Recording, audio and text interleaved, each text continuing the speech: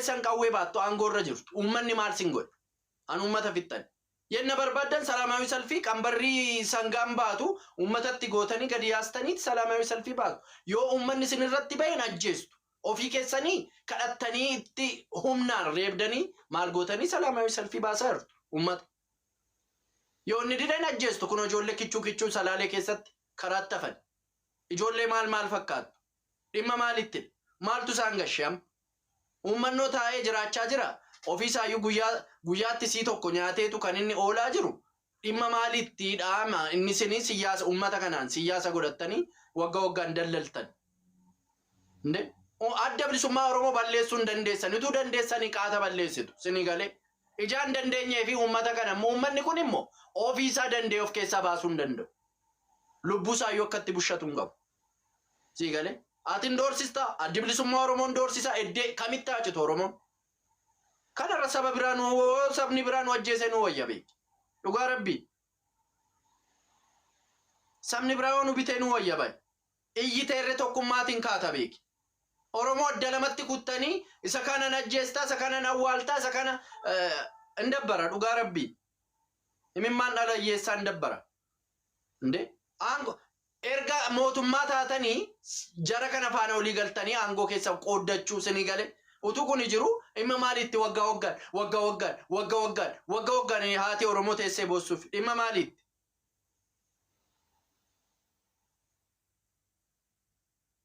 Koppiliinki naa godhaa ummanni kunis wayyo TikTokiin kunaa gubatu wal gumna dhugaa waaqa jiraata haa gubatu TikTokiin miti kunaa gubatu dhugaa waaqayyo asii sagalee ta'etti udduu nama isa akka lubbuu nama keessa kaa'etti nama doorsistaa asii koppiliinki gochuun sitti ulfaata koppiliinki kuma 20 naa gashaa yoo xinnaate yennan viidiyoo akkasii hojjedhu qaama mootummaa akkaawuntii giruuppii kuma 10 qabutu jira sii galee achi keessa nagashani taanaan guyyaa tokkotti gubata TikTokiin ko TikTokii fedheemmoo ummataaf sagalee ta'uun niisu dhugaa dubbachuu niisu kanaafii koppiliinki naa godhaa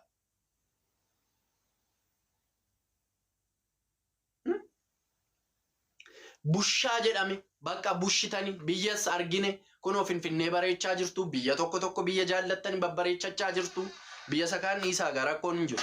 sinii galee bareeduyyuu ummatumti nagaan bayaa galu ummata dhiisaa ummanni maal godhaadha ummanni qawween qabu ankaaskee eebooyyuu mana keessaan qabu yenna sin achiitii isaan sana dadhabdanii dhuftanii ummata cagaddanii xinnoo masheemin sin hin qabu inde yoo araaramtan yoo ijoollee abbaa gadaati ijoollee maaliit waliin jettuun yoo araaramtan yoo teessanii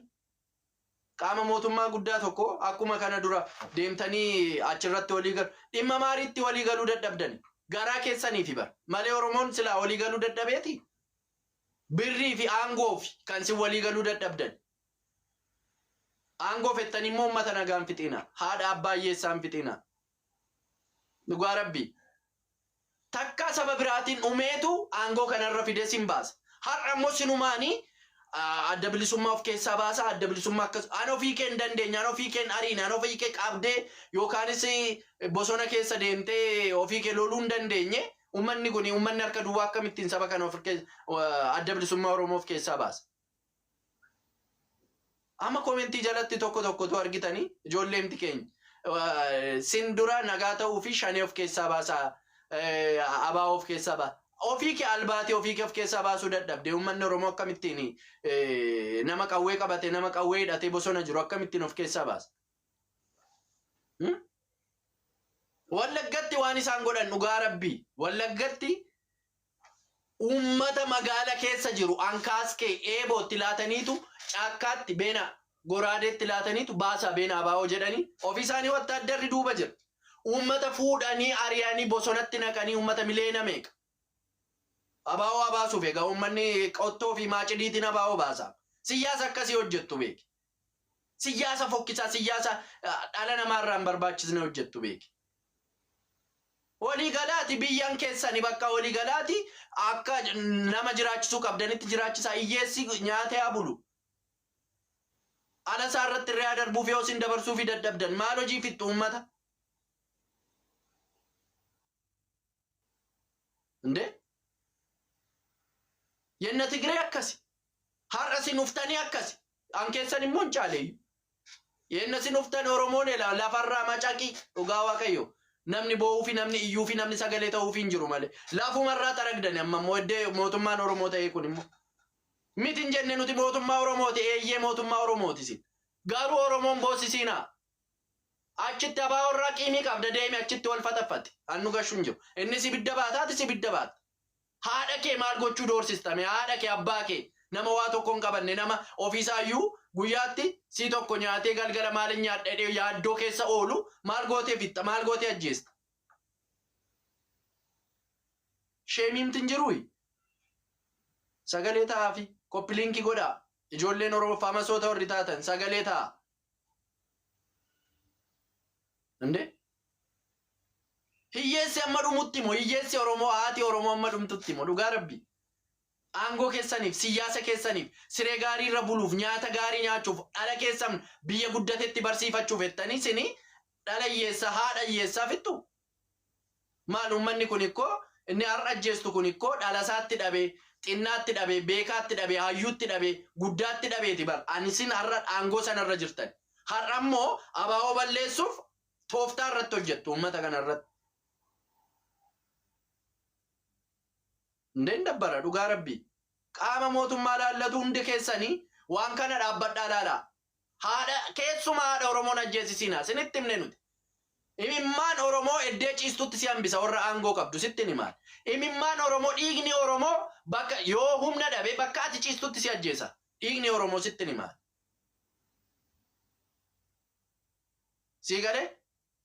nomaa gochuun danda'u nama saafiyyuun qabu ka Oromoon sino walii galtanii cirtu Oromoo aangoo keessaniif birrii keessaniif taayitaa dhuunfaa keessaniif fettanii haadha Oromoo akka titiisaatti tun lakkaa'in ajjeesistu akka titiisaatti ittiin ekkoo siyaasa hojjechuuf uummata Oromoo ficcisiistu beek waan biraa akkoo waan sin godhee miti waa balleessee miti uummanni kun uummanni miskiin dhugaa rabbi ande maali ante Finfinnee bareechaa biyya tokko keessa bareechaa haadha Oromoo sakaan gandarra gooxiirra jiru immoo ficcisiisa hin danda'ama milishaan keeyyuu biyya jiraachisuu dadhabdeetti makiinaarraa guyyaatti makiinaa tokkorraa 800 2,000 3,000 4,000 milishaan miliyeena 2-3-4 hin qabne hin jirtu jedhan biyya sana keessa dhugaa rabbisitti milishaan isheen dhiitee kufaa hinna nuti enna biyya jiru kurnan sheddee tokkotti kuffisna dhugaa waaqayyo isheen har'a uleeshee qabattee miilee birrii sirraa funaanti uleeshee qabattee Oromoorraa dhala Oromoorraa utuu saba biraarraa irree funaanti ta'aatu ajooftittiin kun inde waanuma raajii addaatu feeme dhugaa waaqayyo nuti intini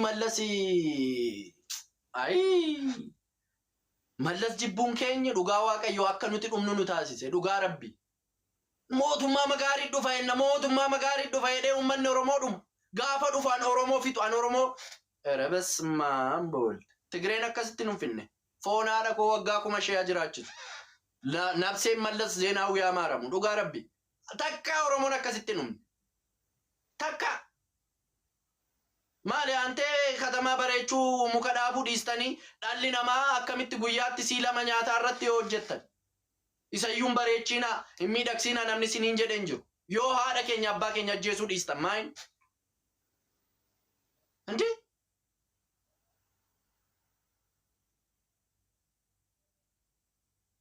nuto sabni biraan bo'uun arginu sabni biraan buqqa'uun arginu nuto dhugaa waaqayyo amaara faana lola jira jedhama amaara du'uun arginu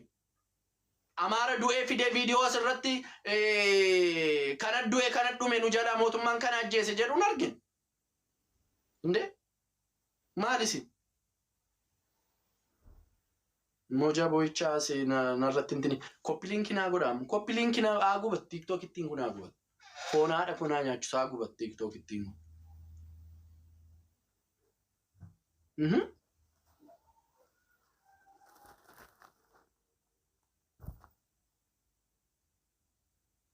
Uummata abbaan qabne gootanii dhugaa waaqayyo.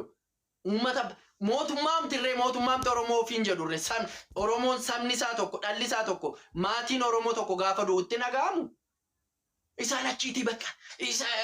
mukatu nama nyaachisa aspaaltii bareechuuti lubbuu namaa tursiisa sinitti fakkaate moo hojii isa kan hojii nageenya uummata keef hin hojjenne asii uummata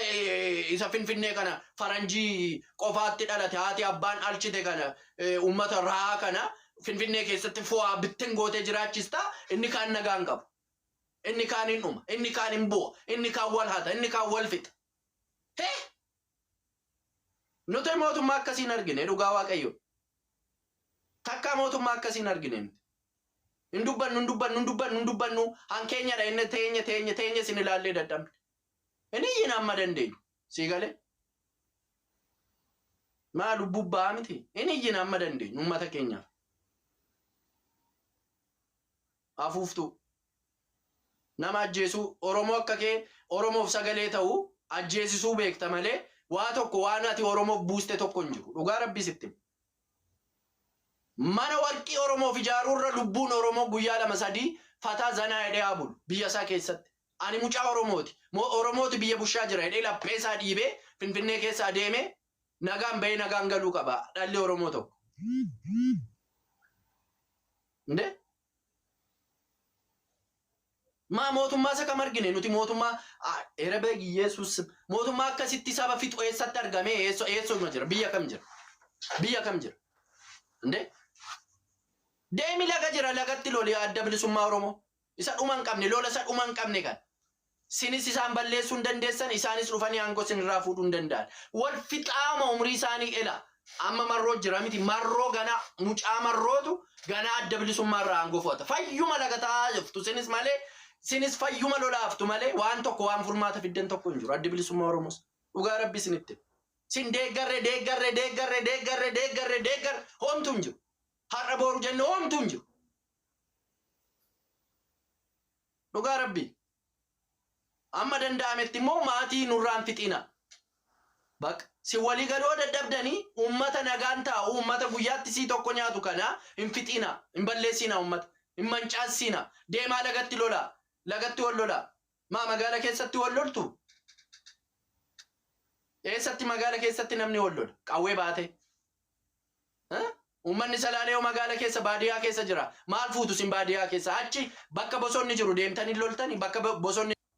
jiru deemtanii waliin fixtanii ummata oromoo irraa maal qaba isa gaafa sitti gamu gaafa maal taatu bayitii loli jetta bayitii wayyoo nagaan barbaaddan ofii keessa utuu nagaa barbaaddanii qaata oromoon nagaa buusa nde daangaa oromiyaa tiksfachuu dadhabda mootummaa taate amaara tufee karaa salaaleen akkas godha adda bilisummaa oromoota akkas daangaa oromoo mootummaa taate yenna tigraay bushitu yu daangaan oromoo dhiitameen beeku sittin himan yenna abbaa duulaan faa bushaniyyuu dhugaa rabbi sittin takka Beenishaangul Wallaggarraan gallaan abbaan duulaa deemeeti udduu isheetti suuqee biraa deebi'e otuu mallas jiru sittin himan takka daangaan oromoo dhiitameen beeku sabni biraa tokko oromootti buuteen beektu sittin himan erga oromoo taatanii oromoodha siniin jenne biyya bushaa jirtu callisnee sin ilaalaa jirra waan gaarii hojjechaa jirtu magaala miidhagfachaa jiru jenne zimmennee sin laallaa ammoo maalidha inni sin uummata halkanii guyyaa uummata salaalee kana uummata wallaggaa kana uummata arsii kana zimmettanii halkanii guyyaa uummata shawaa kana fixxani maa inni sin indabbara dhugaa rabbi nuti nagaa barbaanna abba seexanni ufee uummata oromoo abushu hin barbaannu bakka dhugaa waaqa sinitti himan seexanni ufee uummata oromoo abushu oromoo irraa dhimma hin qabnu nuti oromoo sabni isaa oromoodha oromoo bushee oromoon nagaan qabu taanaan oromoo ta'ee oromoo bushee maa inni nageenyi isaa maa inni Tigiree amaarri dhufee oromiyaa abushu biyya Itoophiyaa kana abushu nagaa haati oromoon du'inii qofa barbaaddan sii galee namni nagaan bahee nagaa naagaluu qofa barbaaddan oromoomti bushees immoo oromooma gandaa wal fixa gana kanafaa sirreessuu kan hin dandeenye oromoo tokkoomsuu erga mootummaa taatanii oromoo tokkoomsuu kan hin dandeenye oromoo gandaan cirtanii hanfittanii har'a tiiktookii irratti miidiyaa garaa irratti namni gandaa wal fixu sababa keessanii ni beeku utuu isin tokkummaa qabaattanii akka aangoo qabdaniin akka biyya bushaa jirtaniin akka taankii qabdaniin akka birrii qabdaniin akka wattaaddara qabdaniin utuu oromoo tokko gochuu dandeessan har'a sinitu oromoo tokko gochuu danda'a akka Oromoon tokko hin taane barbaadan immoo isinidha. Maaliif siyaasa keessaniif jettanii? Sigale? Siyaasa keef waa bira dantaa biraatiif miti. Siyaasa kee bushachuuf. Naadu yoo jette Oromoon wattaaddara ta'ee daangaasaa kaabaa hanga kibbaa eeggata siiduu Oromoon maal hojii Oromoo fiddu?